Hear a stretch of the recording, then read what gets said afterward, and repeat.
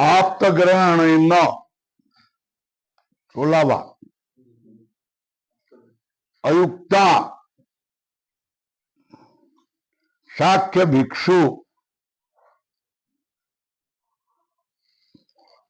आप्त ग्रहण क्या है? आप्त मतलब जो मित्र है, कल्याण करने वाला, उसको आप्त कहते हैं। जो अयुक्त है, अयोग्य है, कौन? शाक्य भिक्षु। शाक्य मतलब बौद्ध भिक्षु और निर्ग्रंथक जैन संसार मोचक मतलब चार्वाक। कौन?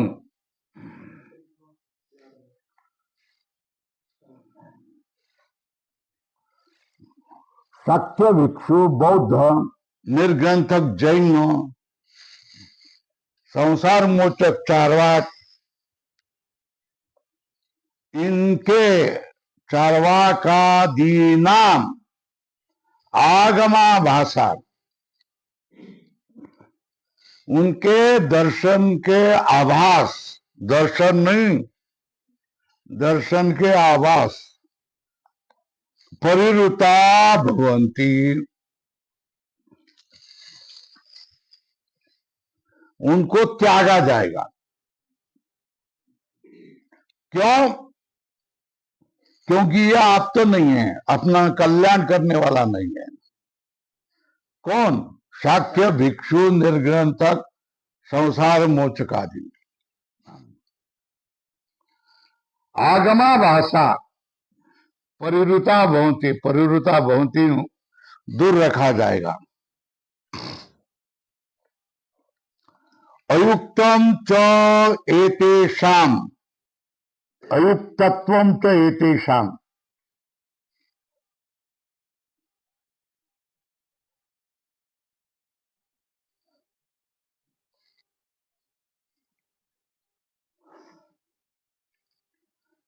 ये अयुक्त क्यों है? आप्तग्रहणेन अयुक्ता कहा है ना, अयोग्य लोग।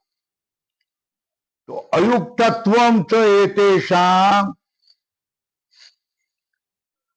परस्पर मतभेद होने से, विगानात, मतभेद होने से, एक विगानात का अर्थ है मतभेद होने से, परस्पर विरोधी होने से। विगान का अर्थ है परस्पर विरोधी। विच्छिन्न मूलत्वात्, स्वल्प विराम, इनका कोई मूल नहीं है। प्रमाण विरुद्धात अभिधानाच्च, प्रमाण के विरुद्ध ये अभिधान करते हैं, इसलिए प्रमाण के विरुद्ध अर्थ को वो कहते हैं। इसलिए कैचिदेव म्लेच्छादिभिः पुरुषापसदैः पशुप्रायैः परिग्रहो बोद्धव्य। इससे वो कौन है? म्लेच्छ जैसे पुरुष अपसदई है, पुरुष जैसे दिखने वाले पशु प्राय हैं, इस तरह उनको ग्रहण करना चाहिए। बराबर है? आप तो ग्रहण किया है ना, आप्त श्रुति, आप्त ग्रहणम, आप्त श्रुति, आप्त वचनम शब्द है ना। आप्त ग्रहणेन जो अयुक्त हैं, कौन अयुक्त हैं? तो शाक्य भिक्षु, निर्ग्रंथक, संसार मोचक, इनके दर्शन नहीं, मगर दर्शन जैसे झूठे दर्शन, परिवृता भवन्ति, परिवृता भवन्ति मतलब उनको त्यागा जाएगा, दूर रखा जाएगा। वो अयोग्य क्यों है? अयुक्तत्वम च एतेषाम, क्यों? परस्पर विरोधी होने से, विगानात, फिर विच्छिन्न मूलत्वाद, उनका कोई मूल न होने के कारण, और वो लोग प्रमाण के विरुद्ध बोलते हैं। प्रमाण विरुद्ध अर्थ का अभिधानाच, प्रमाण के विरुद्ध अर्थ को वो बोलते हैं, इसलिए उनको म्लेच्छ लोग जो है उनके जैसा पुरुष पुरुष नहीं है, ऐसे पशु प्राय, ये पशु जैसे लोगों को जैसे ग्रहण करते, वैसे ही इन लोगों को ग्रहण करना चाहिए। ये अयुक्त है, ये कल्याण करने वाले नहीं है। आप्तवचनम तू शब्द है ना, तू शब्देन अनुमानात व्यवच्छिन्नति,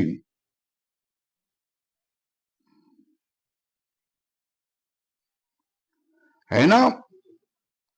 तू शब्द से अनुमान से क्या करता है, इसको दूर करते। शब्द आप्तवचनम, ये कोई अनुमान नहीं हो सकता है। क्या आप्तवचनम, ये कोई अनुमान नहीं हो सकता है। इसलिए तू शब्द से, अनुमान से इसको अलग कर रहे हैं। क्या कर रहे? तू शब्दे न अनुमानात व्यवच्छिन्नति, क्या करता है ना। तू शब्दे न अनुमानात व्यवच्छिन्नति। प्रमेय क्या है? वाक्यार्थ तो ही प्रमेयम है ना। प्रमेय क्या है? वाक्य का अर्थ, ये ज्ञान का विषय है। प्रमेय का अर्थ है ज्ञान का विषय। लिखो,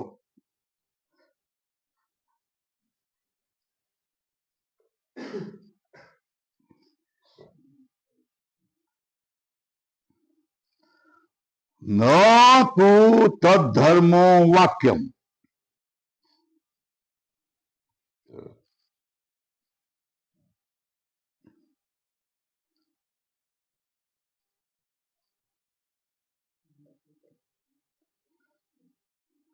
वाक्य का अर्थ जो है वो ज्ञान का विषय, ज्ञान का विषय का धर्म, प्रमेय का धर्म वाक्य नहीं है।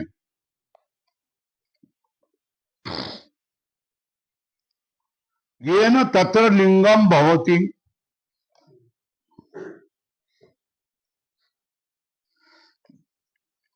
ज्ञान का विषय जो है उसका धर्म कोई वाक्य नहीं है। ज्ञान का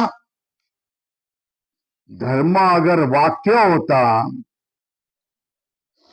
तो वो अनुमान का हेतु बन जाता। लिंगम मतलब हेतु बन जाता। ये कह रहे, क्या कह रहे? आप तो वचन मतलब शब्द प्रमाण को अनुमान के अंदर ले सकते हैं। ये बौद्धों का जो कहना है उसको वो गलत बना रहे हैं कि शब्द को, जो शब्द है वो शब्द को तुम अनुमान में कैसे अंदर रख सकते हैं। न तो वाक्यम, वाक्यात बोधयन, जैसे अनुमान में व्याप्ति रूप संबंध की जरूरी होती ना, यत्र यत्र धूम तत्र तत्र वन्ही, ऐसा संबंध की जरूरी होती है ना। वाक्य जब वाक्यार्थ का बोध करता है तो संबंध ग्रहण की अपेक्षा नहीं करता है। तुमने बोला गाम आनय, तो तुम गाम आनय के प्रवृत्त हो जाते हैं ना। संबंध इसका अर्थ ये है इसलिए मेरी प्रवृत्ति हो रही है, ऐसा संबंध थोड़ा कहते हैं, नहीं है। मैंने कहा गाम आनय, तू गाम आनयन के लिए जाता है। मैंने कहा इसको हटाओ, तो ये झट हटाने लग जाता है। इसमें बीच में किसी संबंध की कल्पना नहीं की जाती है।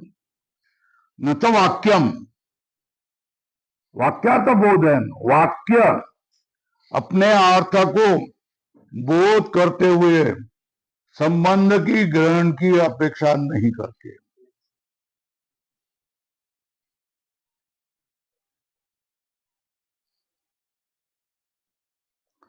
क्यों?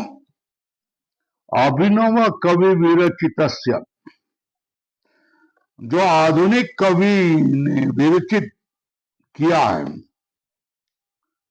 वाक्यस्य, जो अभिनव कवि विरचित जो वाक्य है, जिसको पहले कभी तुमने देखा नहीं है, जिसका अनुभव नहीं किया है, वो भी क्या हो गया, वाक्य के अर्थ को बोधक होता है। क्या करता है? पहले देखा नहीं है, पहले सुना नहीं है।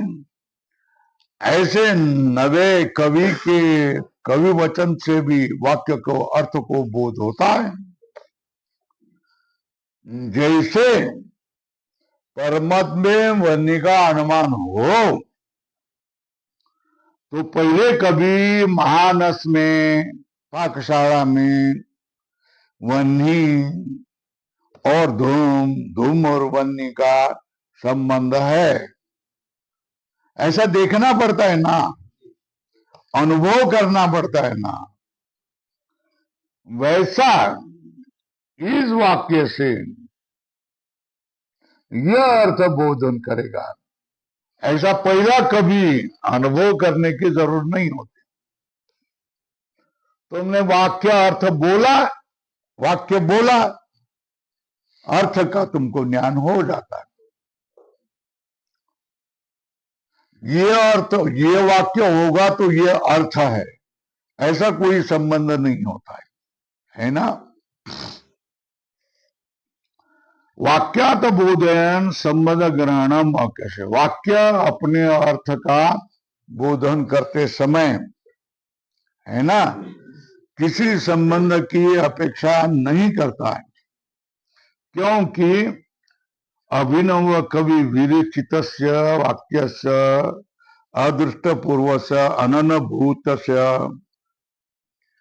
वाक्यार्थ बोधकत्व, नवीन कवि ने जो रचना की है ऐसे वाक्य का पहले कभी देखा नहीं है, पहला कभी अनुभव नहीं किया है, उसका भी क्या होता है, अर्थ का बोध हो जाता है। बराबर है।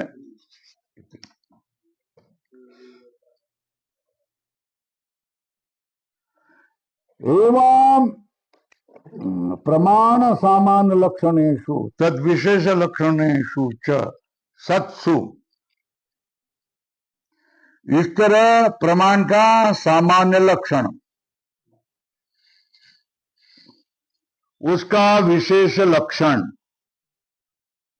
च सत्सु होने पर, प्रमाण का सामान्य लक्षण प्रमाण का विशेष लक्षण होने पर, यानी प्रमाणांतराणी, प्रमाणांतराणी मतलब जो दूसरे प्रमाण हैं। कौन से? उपमानादीनी, उपमान, अर्थापत्ति, है ना, अनुपपत्ति और ऐतिह्य, ये जो है प्रमाणांतराणी उपमानादीनी प्रतिवादिभिर अभिपेयन्ते, दूसरे दर्शनकारों स्वीकारते हैं। प्रतिवादिभिर अभिपेयन्ते तानि उक्त लक्षणेषु एव प्रमाणेषु अंतर्भवन्ति। क्या कहेंगे? वो तो उतने ही लक्षणेषु एव प्रमाणेषु अंतर्भवन्ति, उक्त लक्षण वाले प्रमाणों में वो क्या होते हैं? अंतर्भूत हो जाते हैं। क्या? इस तरह प्रमाण का सामान्य लक्षण, प्रमाणों का विशेष लक्षण होने पर यानी प्रमाणांतराणी उपमान अनुपलब्धि ऐतिह्य इत्यादि जो प्रभाकर आदि लोगों ने, तार्किक लोगों ने स्वीकार किए हैं, प्रतिवादी भी अभ्युपेयन्ते मतलब स्वीकारे जाते हैं, तानि उक्त लक्षणेषु एव प्रमाणेषु अंतर्भवन्ति, वो उसी प्रमाण के लक्षण में अंतर्भूत हो जाते हैं। इसलिए हम उनको अलग नहीं मानते। सांख्य कितने प्रमाण मानते हैं? 3। कौन सा? दृष्टम, अनुमानम, आप्तवचनम। दरवाजा ऊपर।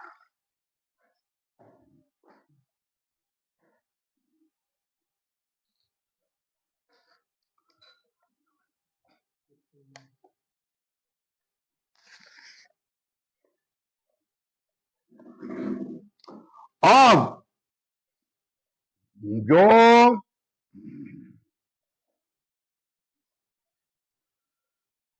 उपमान प्रमाण तर्क वाले लोग मानते, उसके बारे में कह रहे।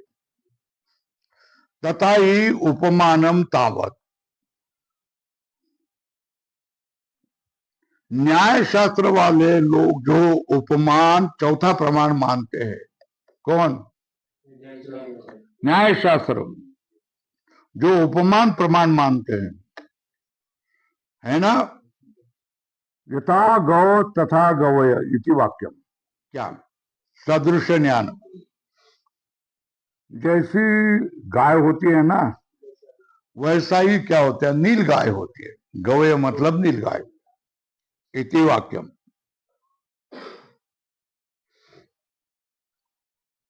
उससे बोध हो गया ना। देखो, हमने कहा, किसी ने पूछा गाय कैसी होती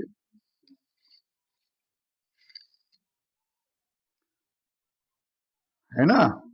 तो हमने कहा जैसी गाय वैसी नील गाय। तो तुमको बोध हो गया कि नहीं हो गया? क्या बोध क्या हो गया? हाँ, है ना? हमने क्या शब्द बोले? हमने कौन से शब्द बोले? अरे जैसी गाय वैसी नील गाय, ये शब्द बोले ना। आपने शब्द सुने तो आपको बोध हो गया ना। क्या बोध हो गया? जैसी गाय वैसी नील गाय। बोध हुआ कि नहीं हुआ?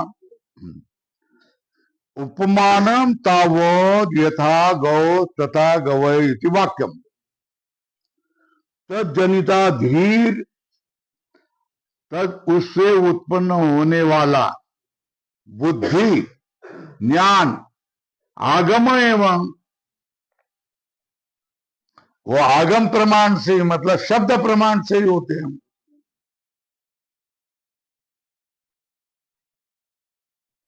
हाँ, जो भी तुमको क्या होता है, योप्ययम गवय शब्दो गो सदृश वाचक इति प्रत्यय, प्रत्यय मतलब ज्ञान। क्या पुस्तक नाही का तुझ्याकडे? मग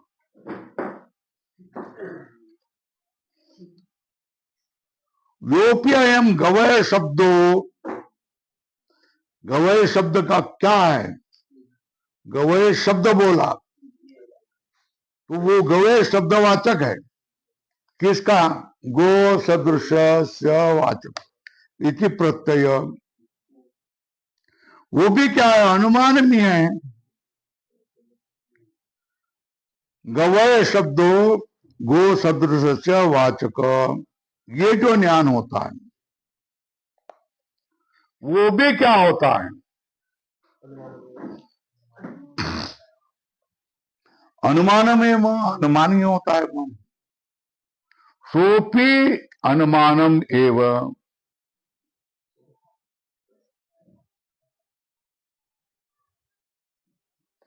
देखो भाई, जो शब्द यत्र मतलब जहां वृद्ध ही पुराने लोग से प्रयुक्त किया जाता है, वो असति वृत्त्यंतर है, दूसरी कोई वृत्ति नहीं होती है, तो उसी अर्थ का वाचक होता है। क्या है? जो शब्द यत्र मतलब जिस अर्थ में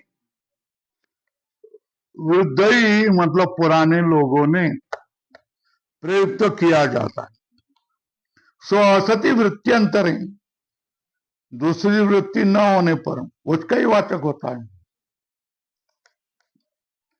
भाई सब लोग इसके लिए मोबाइल कहते हैं कि नहीं? क्या कहते हैं? है ना, ये मोबाइल है, सब लोग जानते हैं कि नहीं? पुराने लोग, हमारे पहले लोग इसको क्या कहते हैं? मोबाइल कहते हैं ना। यत्र वृद्धि ही प्रविष्यते, इसमें मोबाइल शब्द का प्रयोग होता है। तो दूसरा कोई अर्थ नहीं हो तो कभी भी किसी काल में भी क्या होता है? इसमें ही प्रयुक्त होगा। चंद्र मतलब को आकाश में होने वाला चंद्र, तो उसमें वृद्ध लोग प्रवृत्ति करते हैं।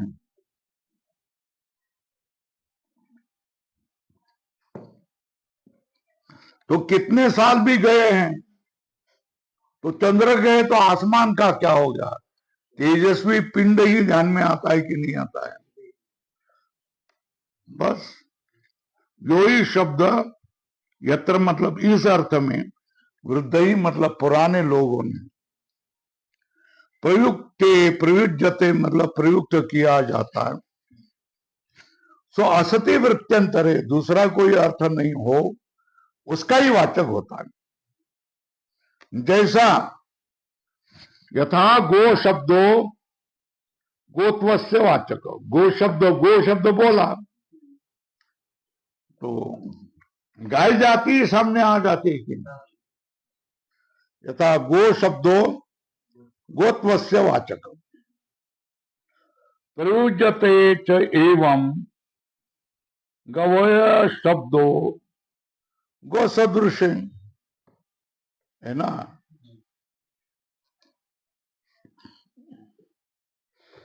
गवय शब्द का प्रयोग होता है किसमें? गो सदृश प्राणी में, तो उसका ही वाचक होगा ना। क्या? गो सदृश प्राणी का ही वाचक होगा ना गवय शब्द। क्या? पुराने लोग गो सदृश प्राणी में गवय शब्द का प्रयोग करते हैं, तो गवय शब्द बोले तो उसका ही वाचक रहेगा।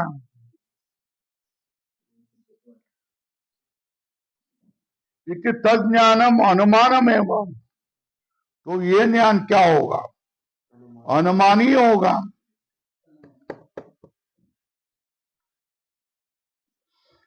और जो कहते हैं गवय को देखने से ये गो सदृश प्राणी है, ऐसा प्रत्यक्ष ज्ञान होता है, तो प्रत्यक्ष ही है। यह तो गवय से चक्षु सन्निकृष्ट, चक्षु के साथ संयोग हो जाने पर गवयस्य जो ज्ञान होता है गो सदृश, कौन? ये तो गो सदृश है, वो तो प्रत्यक्ष ही है ना। क्या चक्षु के सामने अगर गवय हो तो हमारे मन में जो भाव होता है कि अयम क्या है, गाय के सदृश है, वो तो प्रत्यक्ष में है। इसी तरह गाय सामने नहीं है, गाय का स्मरण हो रहा है। क्या? स्मर्यमाणायाम गवई, गाय का क्या होगा? स्मरण कर रहे हैं। और गवय सदृश ज्ञान ये क्या है? प्रत्यक्ष अयम तो गो सदृशो, गवय सदृश ज्ञानम प्रत्यक्ष नहीं अन्य गवी सदृशम, अन्य गवय। क्या? गाय में जो सादृश्य ज्ञान हो रहा है वो अन्य है, और गवय में सादृश्य ज्ञान हो रहा है वो अन्य है, ऐसी बात नहीं है ना। गाय में गो सदृशो अयम, तो ये जो ज्ञान हो रहा है तो गाय भी गवय सदृश होगी ना, है ना। दोनों में समानता है ना, सादृश्य है ना।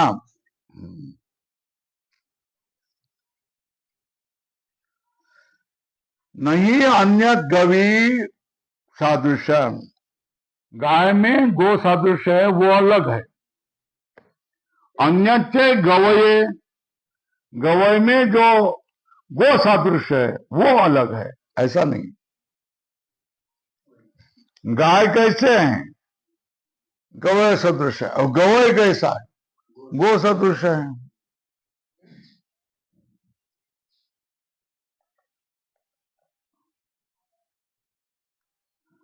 क्या सादृश्य किसको कहते हैं? अधोरेखा करो। सादृश्यम उच्चते, क्या? भूयो अवयव सामान्य योगो ही, क्या? अवयव सामान्य योग, सामान्य अवयव का योग। जैसे गाय के सिंग होते हैं, गवय के सिंग। जैसे गाय का मुंह होता है वैसे इसका, जैसे चार पाय होते वैसे इसको चार, जैसे पूंछ होती है वैसे इसकी पूंछ। भूयो अवयव सामान्य योगो ही जात्यंतरवर्ती जात्यंतरे सादृशम उच्यते।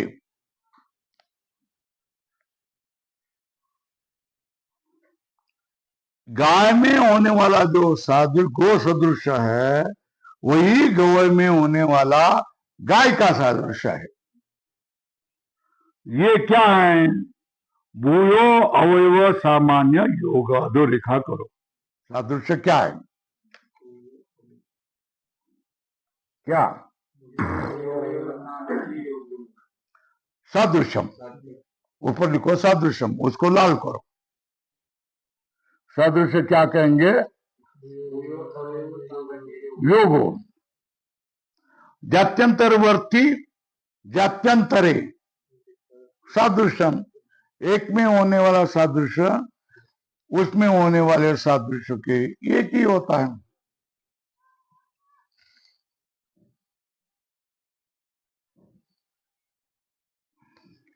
तुझं दुखत असं नाही, माझंही दुखत। भूयो अवयव सामान्य योगो ही जात्यंतरवर्ती जात्यंतरे सादृश्यम उच्यते। और अवयव सामान्य योग एक ना, वो इसका इसमें एक ही होगा ना। क्या? सामान्य योग, सामान्य रूप से एक सारी का दिखना, ये इसका सामान्य इसमें है, इसका सामान्य इसमें, एक ही है। सामान्य योगश्च सामान्य योग अधोरेख करा, अवयव सामान्य योग ऐसा लिखो ऊपर।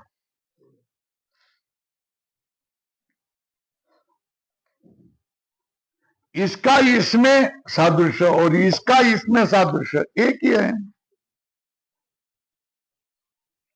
वो हो गया गौ में प्रत्यक्ष हो गया, गव्य पिता था, गौ में प्रत्यक्ष हो गया, तो गाय में भी प्रत्यक्ष ही है ना, इसलिए वो प्रत्यक्ष ही है। क्या गवय में सादृश्य सामान्य योग दिखाई गया, तो वो तो गौ गाय में भी वही है, इसलिए उपमान का दूसरे प्रमेयांतरम अस्ति। उपमान ये प्रमाण का विषय नहीं है, अन्य प्रमेयांतरम अस्ति, जहां प्रमाणम अनुमानम भवे उपमानम भवे, वो दूसरा प्रमेय होता। प्रमेय मतलब प्रमा का विषय दूसरा होता, तो ये चौथा विषय होता, तो वो चौथा प्रमाण उपमान माना जाता नहीं। एक तो प्रत्यक्ष में आ जाएगा, एक तो अनुमान में।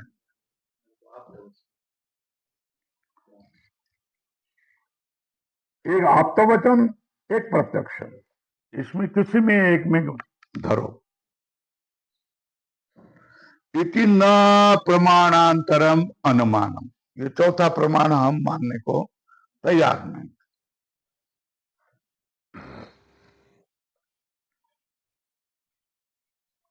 इस तरह चौथा प्रमाण हम मानने को तैयार नहीं है ना। इति न प्रमाणांतरम उपमानम हो गया। एवं इस तरह क्या हो गया, अर्थापत्ति भी चौथा पांचवा प्रमाण हम मानने को तैयार नहीं। एवं अर्थापत्तिरपि न प्रमाणांतरम, प्रमाणांतरम मतलब अन्य प्रमाण, पांचवा प्रमाण कैसी है, कैसा, तथा ही मतलब उदाहरण, उदाहरण के तौर पर क्या कहा, चैत्र मरा हुआ है या जीता है,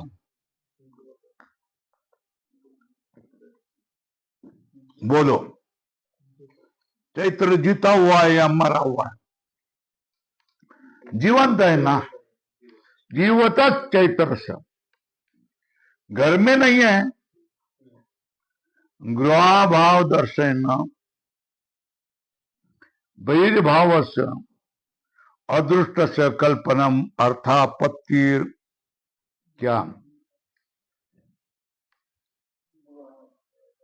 लिखो कोष्टक में अर्थापत्ति क्या,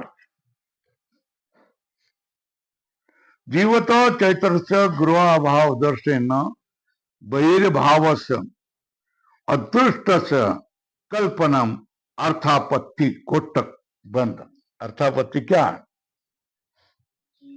जीवतः चैत्र से गृहाभाव दर्शन, गृह में नहीं है, देख रहे क्या, गृह का अभाव देख रहे, तो कल्पना क्या कह रहे, बाहर कहीं होगा, क्या कह रहा है, कमरे में प्रशांत नहीं है,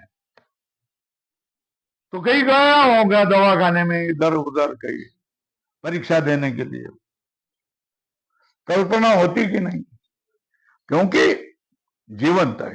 प्रशांत क्या, तो क्या क्या, जीवतस मनुष्यस्य गृहाभाव दर्शन बहिर्भावस्य अदृष्टस्य कल्पनम, कोष्टक में बांध लिया, इसको क्या कहते हैं, अर्थापत्ति अभिमता वृद्धानाम, वृद्धानाम मतलब पुराने जो वृद्ध पुराने कर्मकांडी है वो वृद्धानाम, वो भी अनुमान ही है। क्या है? सांख्य क्या कहते हैं? 3 प्रमाण है, बाकी सब अनुमान प्रत्यक्ष में आ जाते है ना।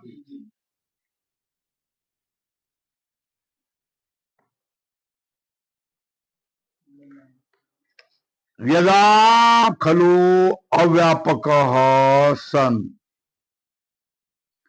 एकत्र नास्ति तदा अन्यत्र अस्ति।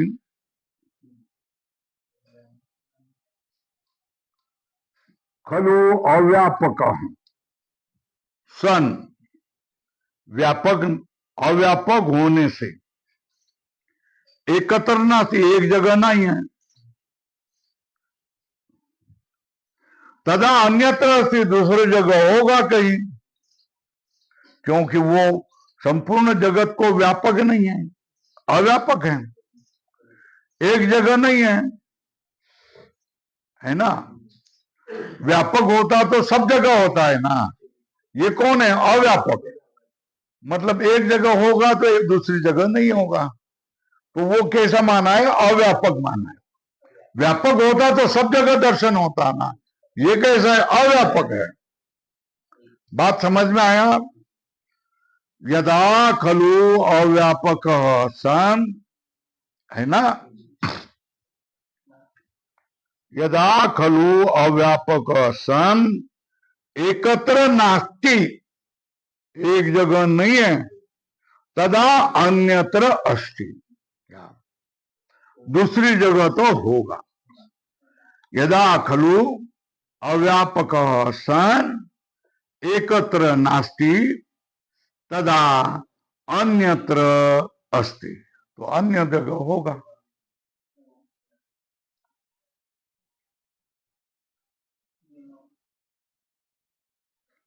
यदा अव्यापक एकत्र अस्ति तदा अन्यत्र नास्ति।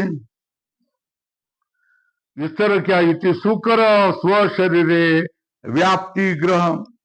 ये देखो, मेरे यहां दुख रहा है ना, तो दूसरी जगह पाए में दुख रहा है कि नहीं दुख रहा है?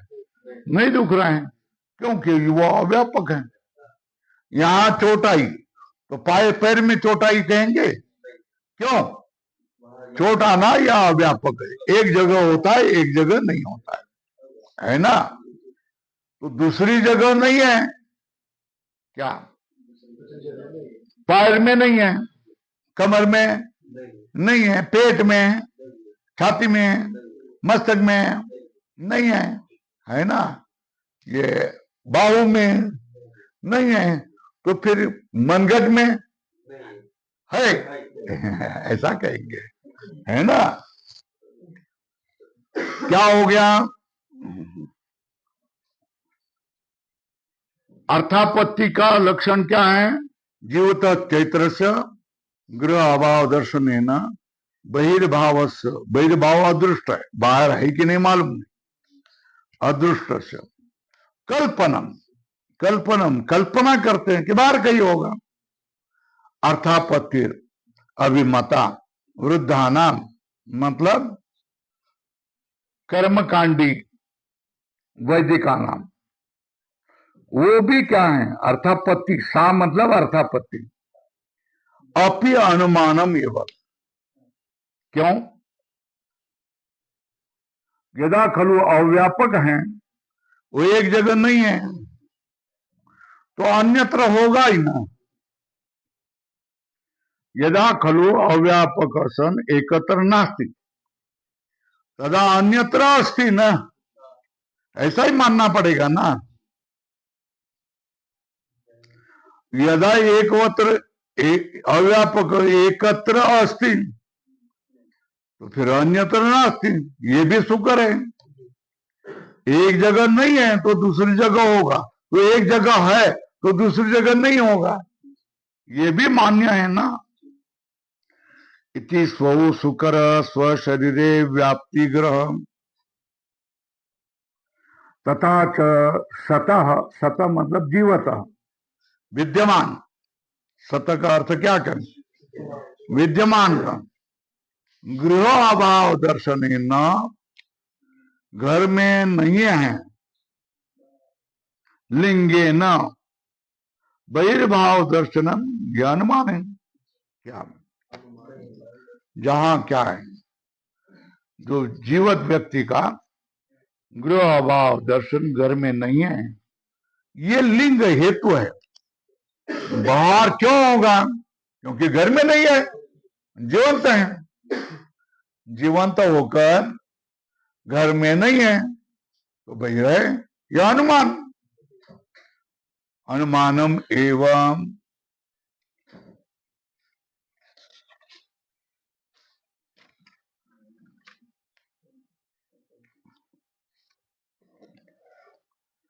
न चैत्र से क्वचित सत्वेन गृहाभाव शक्यो अपन्नोतुम। क्या होगा? चैत्र कहीं तो है ना, है ना, कहीं तो है ना, तो कहीं तो है, इसका मतलब घर में भी होगा ऐसा थोड़ा होता है। न तो चैत्र से क्वचित सत्वेन, चैत्र कहीं तो है ना, तो फिर जो सामने गृह में उसका अभाव दिख रहा है, उसको तुम काट सकते हैं क्या? नहीं काट सकते। गृह छोड़कर कहीं होगा, यह अर्थ होता है। मगर कहां है? चैत्र तो कहां तो है, क्वचित है, ऐसा कहने से घर में नहीं है, इसको हटा सकते क्या तुम? नहीं हटा सकते। अपन्नो तुम ये न आसिद्धो गृहा भावो बहिर्भावे न हेतु स्यात्। गृह का क्वचित सत्वे न गृहा भाव भी असिद्ध होगा। वो बहिर्भाव में, वो बहिर्भाव साध्य में हेतु नहीं होगा, ऐसा नहीं हो सकता। क्या? अगर क्वचित सत्वे तो घर में भी है, तो फिर ग्रहाभाव हेतु नहीं होता। और बाहर बहिर्भाव सिद्ध न होता। कब? चैत्र कहीं तो है, तो इसका मतलब क्या होता? घर में भी है, ऐसा होता तो गृहाभाव हेतु नहीं बनता और बहिर्भाव साध्य सिद्ध नहीं होता। ये समझ में आया? मगर क्वचित है, इससे घर में नहीं है ये आप नहीं कह सकते। घर में नहीं है ना, घर में नहीं है ये प्रत्यक्ष है ना, तो घर में है ऐसा आप कह करके घर में होने वाले अभाव को तुम दूर हटा नहीं सकते। घर में होने वाले अभाव जो प्रत्यक्ष हैं वो हेतु बन जाता है ना। वो हेतु कब नहीं बन जाता? चैत्र क्वचित है तो घर में भी है, होता तो है ना। चैत्र बाहर है क्योंकि घर में नहीं है, ये अनुमान हो जाता है। क्या हो जाता? क्योंकि घर में नहीं है ना। तुम अगर बोलते हैं कि क्वचित है तो ये हेतु असिद्ध होता है। क्वचित है तो प्रत्यक्ष से क्या हो रहा है? घर में अभाव देखा ना, टटोल करके, इसमें भी जाकर देखा ना, कपाट भी खोल करके देखा ना, छिपा हुआ होगा। तो घर में अभाव पूर्णतः प्रत्यक्ष से सिद्ध है और घर में अभाव ये हेतु है। ये हेतु से क्या होगा? चैत्र बाहर है क्योंकि घर में नहीं है ना, ये हेतु है। और हेतु से क्या किया? साध्य सिद्ध किया। कौन सा साध्य किया? बाहर कहीं होगा, ये साध्य किया। किस हेतु से? घर में नहीं है, घर में उसका अभाव है। मगर चैत्र क्वचित है, इतना कहने से प्रत्यक्ष से जो घर में अभाव है, इसका खंडन कर सकते क्या?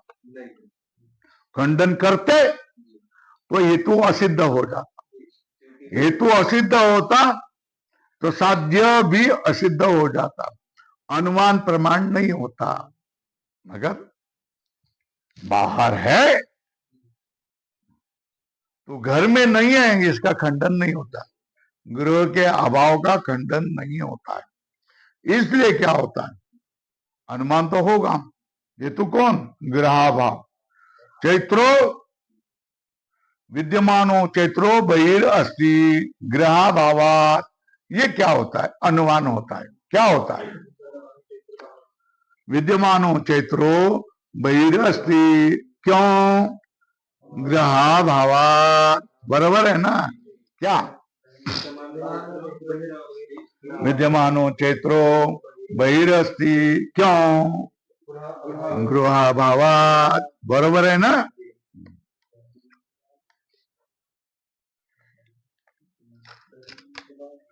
तो ये लग गया। चैत्र से क्वचित सत्वेन गृहाभाव शक्य अपन्न, मतलब खंडन करना शक्य नहीं। अगर खंडन ये न मतलब खंडन करते तो असिद्धो गृहाभाव, गृहाभाव असिद्ध होता तो वो क्या होता? बहिर्भाव साध्य का, अनुमान का हेतु नहीं बनता है ना। अच्छा चलो, गृह में अभाव है तो वो कहीं भी नहीं है, ऐसा कह सकते क्या? नहीं ना। गृहाभाव न वा चैत्र से ऊपर लिखो, चैत्र से तत्वम अपनूयते। क्या? न च गृहाभाव न वा चैत्र से सत्वम अपनूयते। घर में नहीं है तो कहीं नहीं है, ऐसा भी कह सकते क्या? नहीं कह सकते ना। न तो गृहाभावे न, घर में नहीं है, कहीं भी नहीं है। ये न सत्वम एवं अपनुद्यमानम आत्मानम न बहिर्व्यवस्थापित। सत्व का ही क्या होगा? सत्व ही सिद्ध नहीं होगा तो बाहर होना सिद्ध नहीं होगा, है ना। घर में नहीं है तो कहीं नहीं है, मर गया, ऐसा थोड़ा मानते। ऐसा मानते तो क्या होगा? बाहर होना सिद्ध नहीं होता। क्या? कब? घर में नहीं है, इससे कहीं भी नहीं है, ऐसा सिद्ध हो जाता तो बाहर होना सिद्ध नहीं होता ना। ऐसा तो नहीं कर सकते ना।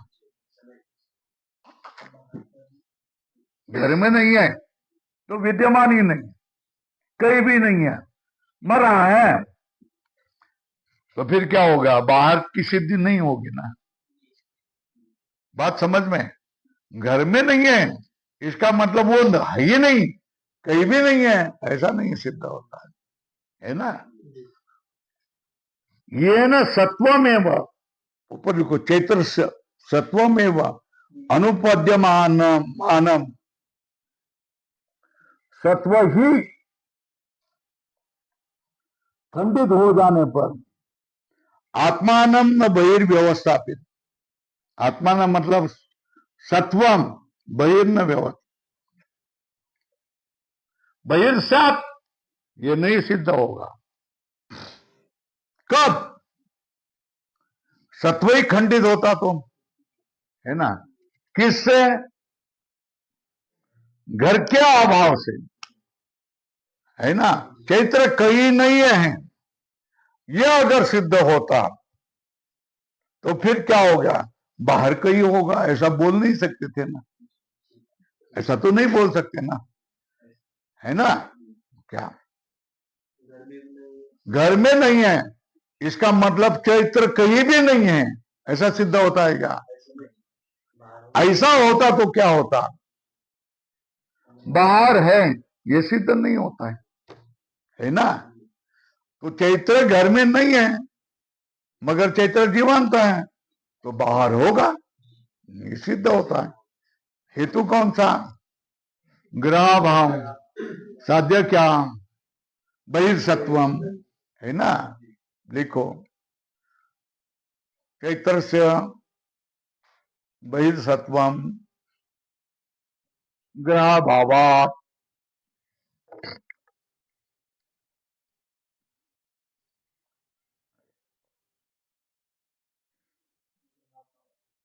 ग्रह भावा